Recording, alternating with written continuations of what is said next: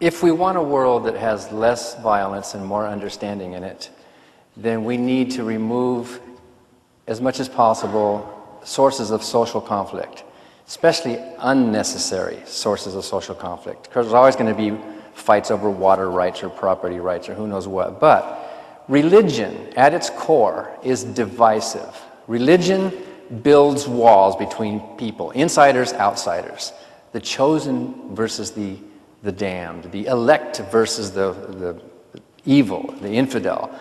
And it causes, we see through history that there's religious divisiveness, even within the same religion, the 30 Years' War, Northern Ireland. We see that religion it creates this unnecessary thing that people have to fight about.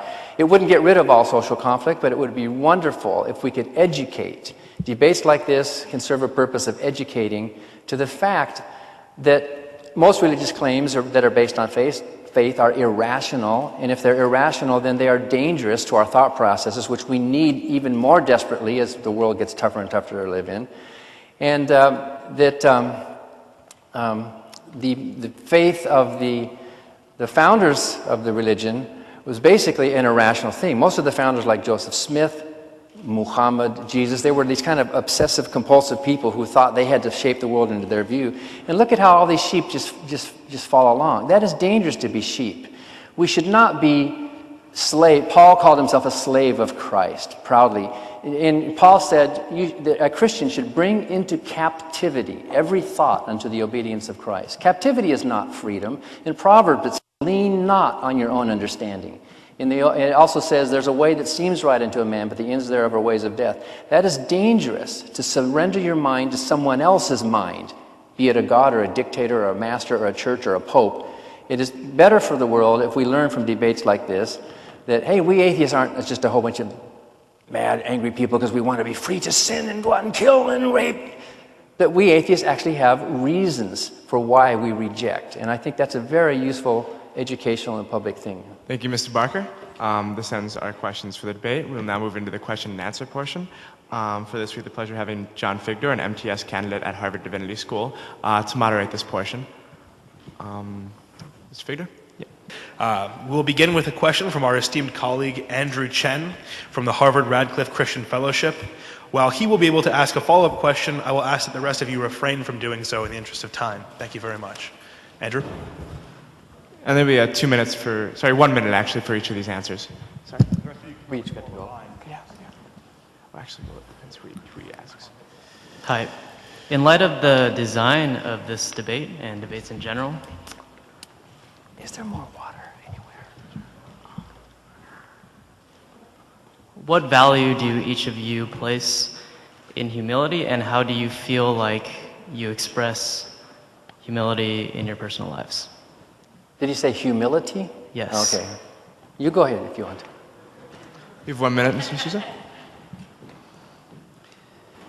It is the beginning of humility to recognize that our knowledge, as deciphered through reason, is necessarily limited. We cannot operate on the assumption that the things we know now are all there is to know, or, in a certain sense, the premise of modern atheism: if I don't see the evidence, I know it doesn't exist. I think that humility is also a value. It's an intellectual virtue. It is also a civic virtue, because, again, as fallible human beings, see, the Christian assumption is that it was stated by Immanuel Kant: out of the crooked timber of humanity, no straight thing was ever made. And this, in a sense, makes us realize that morally, intellectually, we're not perfect. We're flawed. That means the other guy might have it right. And so in this sense, I think that Christ is a certain model for the man who, not that he didn't have a sense of what's right and wrong, but he was gentle in the way he treated people, gentle in the way that he approached even sin, which as the inventor of Christianity he would hate. But nevertheless, let he who is without sin cast the first stone. Thank you, Mr. D'Souza. I'm sorry. Is there a follow-up question, Andrew? I do have a follow-up question. Mr. D'Souza, to what extent do you admit that your views do not represent the Christian faith as a whole? Well, I mean, I think we are all speaking as individuals. I've certainly no appointed spokesman for any belief system. I'm really a scholar, a political scientist. I've really been a secular scholar. For 15 years, I've written books on markets and other topics. This is my first book about Christianity. So my personal faith has deepened over the years, and this is the first time my intellectual life and, if you will, my faith have come together. So I'm speaking for no one but myself.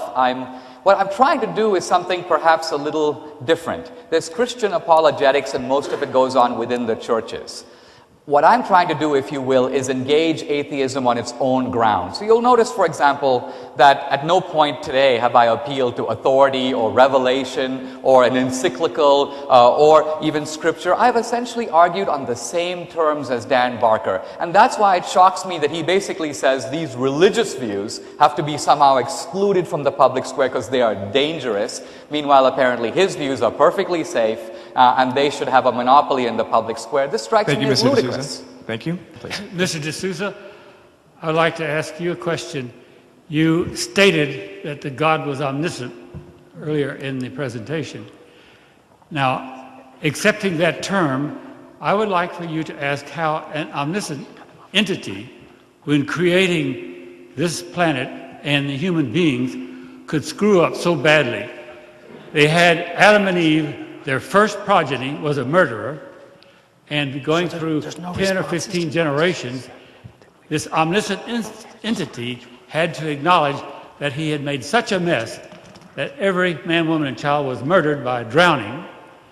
And not too long after that, he murdered his own so-called begotten son to correct for these failures of his own creation.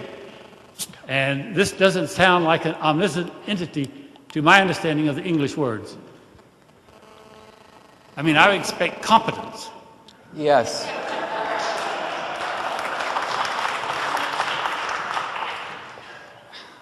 When I was at Dartmouth, one of the things I learned was in answering an objection, in critiquing a view, always try first to state the view from the inside. Try to state the view as the advocate of that view might hold it, and then attack that. Because otherwise you're attacking a straw man. Now, the first thing I would say is, what is the Christian understanding of omniscience? And is the God that we see in the world inconsistent with that? The Christian understanding of omniscience is the following. Number one, God created the universe and a lawful universe. God created man and woman and created them with free will. Now, he could have done it differently. He could have created us automatons. He could have made us robots. The Christian view is that for whatever reason, and you can dispute it, he created free will. Now, freedom in the essence of it, and Dan swears by freedom as his core principle, as you know, freedom is the freedom to choose the good, but it is not freedom if it doesn't have the equivalent freedom to deny the good, to choose the evil.